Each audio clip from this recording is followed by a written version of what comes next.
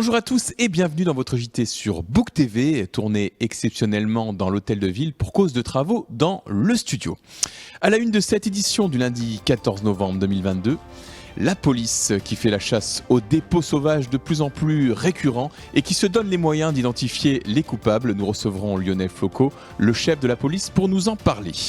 La fusion entre les clubs de football de Book-Bel-Air et Simiane qui s'annonce pour le printemps prochain. La réception en mairie d'une délégation de la ville de Vallejo sul Mincio en vue d'un éventuel jumelage. La 6e édition de la Blade Run, une course caritative pour la lutte contre le diabète de type 1 qui aura lieu le week-end prochain. Et enfin, nous ferons un retour en images sur les cérémonies patriotiques de ce mois de novembre. Sans oublier bien sûr la météo à l'issue de ce JT. Il y a quelques jours, 2 dépôts sauvages ont été signalés sur le territoire de la commune, l'un sur l'avenue Thiers et l'autre à proximité de l'usine Lafarge. Inadmissible pour la municipalité qui s'est fixé l'objectif de ne plus laisser passer ces incivilités. Nous sommes avec Lionel Floco, le chef de la police municipale. Lionel, pouvez-vous nous en dire plus ? Oui, alors tout d'abord, ce qui est important de rappeler, c'est que sur la commune, malgré la présence de 2 déchetteries, l'une réservée aux particuliers et l'autre réservée aux professionnels, on se rend compte qu'on a une recrudescence des dépôts sauvages sur l'ensemble de la commune. Il faut savoir que les contrevenants s'exposent à des contraventions de 5e classe, pouvant aller jusqu'à 1 500 €.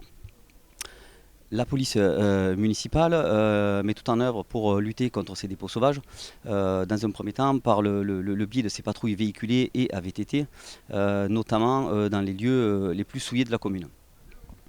Elle s'appuie sur ces missions de police de proximité pour tenter de retrouver le ou les auteurs de ces infractions.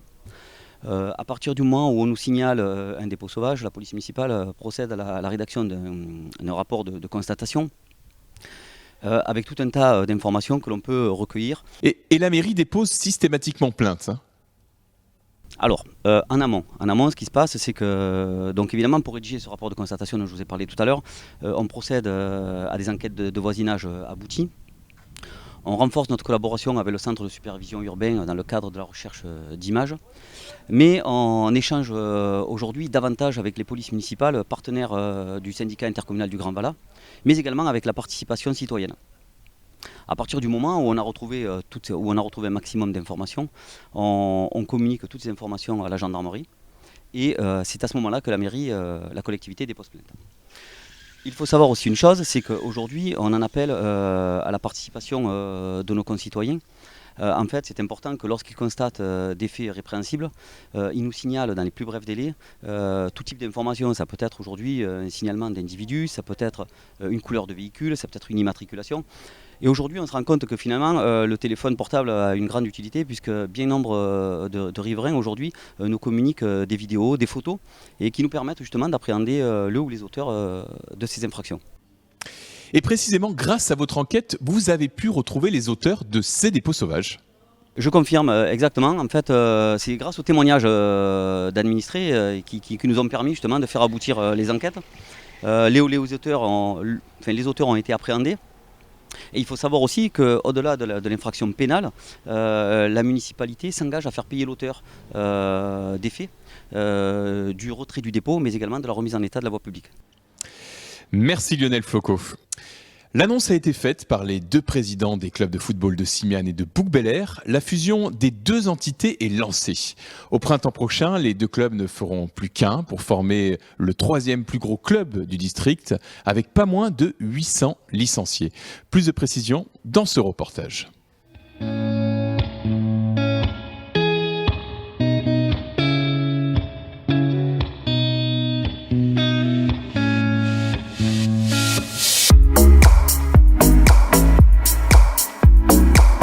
On s'est rencontrés au mois d'avril, au mois de mai.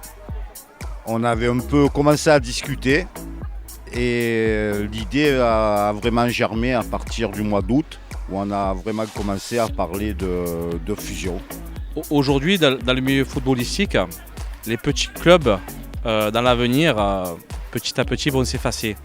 Aujourd'hui, si on veut rassembler nos forces et devenir un bon et grand club, automatiquement, il faut faire des fusions. Et la meilleure fusion pour nous était Simiane parce qu'on est 2 villages voisins. Après, les prochaines étapes, c'est quoi? C'est finir de monter notre dossier statut et règlement et projet sportif, c'est ce qui est le plus important. Et ensuite, déposer un dossier au district avant le 15 mai, où on a une réponse sous 15 jours, 3 semaines, puis ensuite déposer le dossier à la Ligue.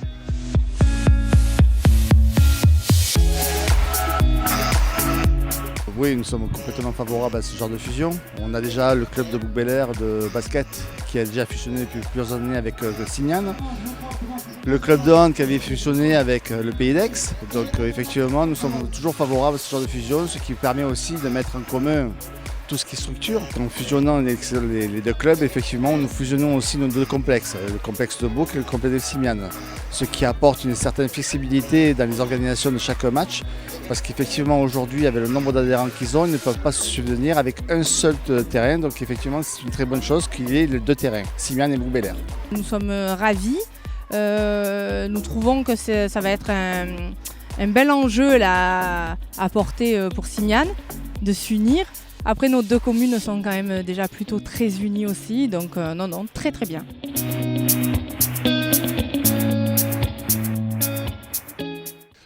Aujourd'hui, c'est la journée mondiale du diabète et samedi prochain, à Décathlon Village sera justement organisée la 6e édition de la Bled Run, une journée caritative conviviale et sportive au service d'une noble cause, la lutte contre le diabète de type 1 chez les enfants et adolescents. Cet événement propose plusieurs activités pour toute la famille et notamment des courses pédestres pour tous les âges. Plus de précisions avec Delphine Dupéra, la présidente de l'association Bled qui organise cette journée. La Bled Run, c'est avant tout un événement caritatif. Donc c'est pour le diabète de type 1 de l'enfant, des familles qui sont concernées. Surtout pour dire aux gens ce qu'est le diabète de type 1, savoir les signes aussi précurseurs qui sont importants. Les enfants urinent beaucoup, boivent beaucoup et s'amaigrissent. Arrêter l'amalgame avec le diabète de type 2 qui n'a aucun rapport. Et la Bled Run, c'est un grand événement, donc familial, tout le monde est invité à venir.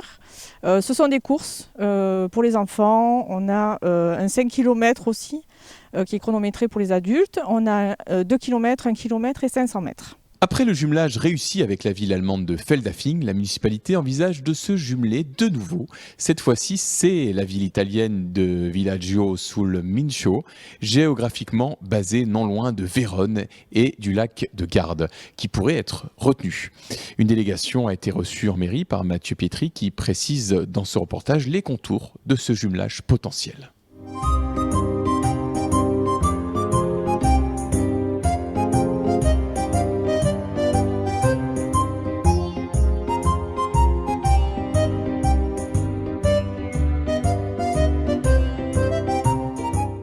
C'est une délégation de Villaggio sul Mincio, qui est une ville du lac de Garde, qui sont venus dans le cadre de la recherche que nous faisons pour les jumelages. On développe une politique de jumelage avec des communes d'Europe, donc avec les Allemands de Feldafing, commune de Bavière, jumelage qui a été signé. Et puis là, on cherche encore à développer. C'est important pour nous d'avoir cette politique, non pas une politique des communes, on y tient, mais une politique de jumelage des peuples. On a reçu donc le maire et la délégation de cette commune, qui est une commune donc du lac de Garde, sur le lac de Garde, qui est dans les mêmes dimensions que Bouc-Bel-Air et qui est intéressée. Donc nous avançons de façon assez dynamique et volontariste pour faire en sorte que ce jumelage voit le jour. Novembre est le mois de deux temps forts en termes de mémoire et de célébration de notre histoire, avec le 9 novembre et le 11 novembre. Et à ce titre, je reçois l'adjoint au maire Yann Pertuzel pour évoquer justement ces deux dates. Bonjour Monsieur Pertuzel. Bonjour. Alors tout d'abord, le 9 novembre, date dédiée à un grand homme. Oui, effectivement, donc 9 novembre, date anniversaire de la mort du général de Gaulle, donc qui ne connaît pas ce grand homme, comme vous avez dit. Et donc la commune a pris pour habitude de célébrer cette date anniversaire importante pour rappeler combien donc, cet homme avait fait pour la France et combien il continue à faire aujourd'hui pour la France, parce qu'on le voit tous les jours, on l'entend tous les jours, tout le monde se revendique du général de Gaulle et des valeurs qu'il portait. D'ailleurs, Bouc-Bel-Air lui a dédié une place, la place de la Croix de Lorraine, où est célébrée cette cérémonie non officielle chaque année. Tout à fait, c'est un grand honneur pour nous et un moment, donc encore une fois, très très important de se retrouver devant cette Croix de Lorraine pour commémorer le décès de ce grand homme. Alors quelques jours plus tard, c'était le 11 novembre. 11 novembre, là, une cérémonie officielle. Alors avant d'évoquer justement ce qu'est cette cérémonie, je vous propose d'écouter le témoignage d'un papa de l'un des enfants qui était présent lors de cette cérémonie. Vous allez voir qu'il est pas peu fier. C'est émouvant de le voir participer et prendre le relais de cette histoire qu'il doit lui-même, après, à terme, s'imbiber et continuer de transmettre. Je suis très heureux qu'il soit là, c'était de sa volonté de venir là et de participer à cette action. Donc d'y assister, je suis très fier d'être là et d'assister et de voir mon fils impliqué et pour qui ça fait réagir. Donc je suis très très heureux. Voilà, Monsieur Pertuzel, lorsque vous entendez ce témoignage, quelle est votre réaction ? Tout d'abord, je suis vraiment heureux d'entendre ce que vient de dire ce papa. Et j'ai été heureux, monsieur le maire était vraiment très heureux aussi de voir qu'un certain nombre de parents étaient présents avec leurs jeunes enfants, dont quelques-uns ont accompagné d'ailleurs monsieur le maire pour aller déposer la gerbe. Donc c'est vraiment très important que notre jeunesse participe à ce type de cérémonie. Alors rappelons ce qu'est le 11 novembre. Ça paraît bête. Tout le monde connaît cette date, mais en général, on se dit chouette, c'est le 11 novembre, c'est jour férié, mais c'est bien plus que ça. Hein. Oui, complètement.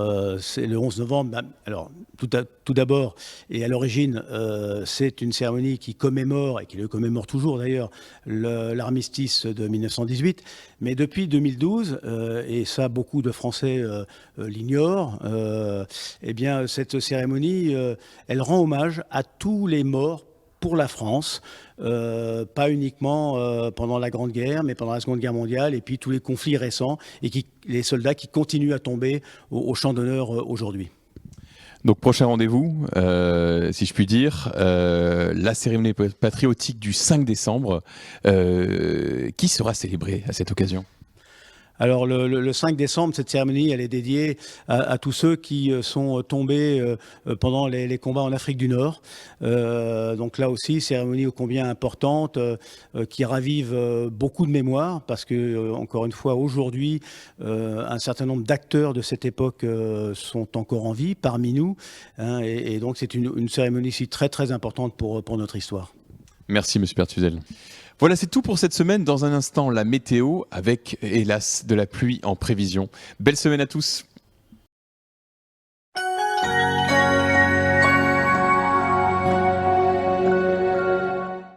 Bonjour à tous et bienvenue dans votre météo sur Book TV. La préfecture des Bouches-du-Rhône a placé le département sous vigilance jaune pour pluie et inondations.